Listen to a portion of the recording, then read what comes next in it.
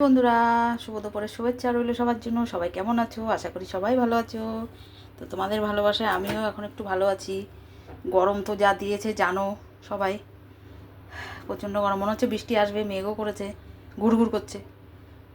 তো দেখো, ভাবলাম আজকে কালকে তো শেয়ার করতে পারিনি, কালকে বাড়িতে ছিলাম না, ঘুরতে গিয়েছিলাম, কিন্তু কোনো ভিডিওই করতে পারিনি কালকে।